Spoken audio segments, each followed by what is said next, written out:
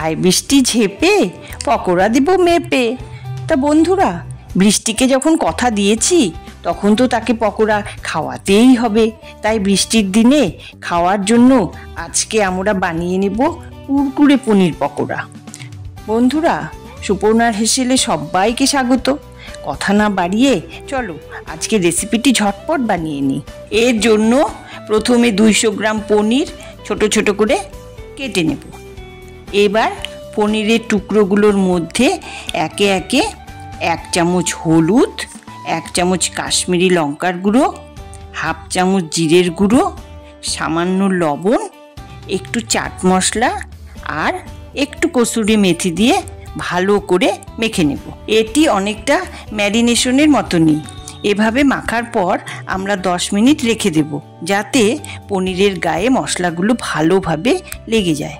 এদিকে একটা বাটিতে কিছুটা বেসন, 2 চামচ চালের গুঁড়ো, একটু লবণ, সামান্য কাশ্মীরি লঙ্কার গুঁড়ো আর কুচি করে নেওয়া কারি পাতা মিশিয়ে পরিমাণ মতন জল দিয়ে দিয়ে ব্যাটার তৈরি করে নেব।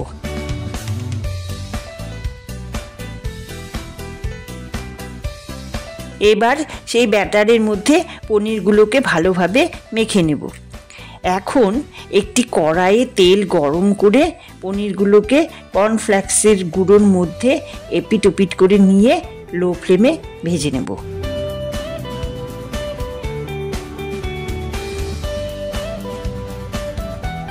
এভাবে 2-3 মিনিট লাল লাল করে ভেজে নিলেই তৈরি হয়ে যাবে কুরকুরে পনির পকোড়া। এটি খুব মুচমুচে এবং খুব সুস্বাদু হয়। এটা যেমন ভাতের সাথে খেতেও ভালো লাগে, তেমনি স্ন্যাক্স হিসাবে চায়ের সাথে খেতেও ভালো লাগে। তা বন্ধুরা, আজকে রেসিপিটি তোমাদের কেমন লাগলো কমেন্ট করে অবশ্যই জানিও।